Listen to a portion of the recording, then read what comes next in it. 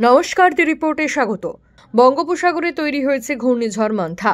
28শে October মঙ্গলবার সন্ধ্যা বা রাতে অন্ধ্রপ্রদেশের কাকিনাড়াতে স্থলভাগে প্রবেশ করতে পারে এই সুপার সাইক্লোন। ল্যান্ডফলের সময় ঝড়ের গতিবেগ সর্বোচ্চ 110 কিলোমিটার পর্যন্ত হতে পারে বলে আশঙ্কা প্রকাশ করেছেন আবহাওয়াবিদরা। এখানে ঘূর্ণিঝড়ের সরাসরি প্রভাব না পড়লেও তবে মন্থার জন্য আগামী 28 তারিখ থেকে 31 তারিখ পর্যন্ত দক্ষিণ 24 পরগনা ও পূর্ব মেদিনীপুর জেলায় ঝড়ের পূর্বাভাস জারি করেছে আলিপুর হাওয়া অফিস। ইতিমধ্যেই সুন্দরবনের বিভিন্ন পর্যটন কেন্দ্র থেকে পর্যটকদের ফিরে যেতে বলা হচ্ছে। উপকূলবর্তী অঞ্চলে 40 থেকে 45 কিলোমিটার বেগে বইতে পারে ঝোড়ো হাওয়া। সম্ভাব্য দুর্যোগ মোকাবিলায় ইতিমধ্যে তৎপর হয়েছে প্রশাসন। দক্ষিণ 24 পরগনা জেলায় সাগর ব্লকের প্রশাসনের পক্ষ থেকে সিভিল ডিফেন্সের কর্মীরা সমুদ্র সৈকতে মাইকিং প্রচার শুরু করেছে। অন্যদিকে প্রচার শুরু হয়েছে নামখানা থানার পক্ষ থেকেও।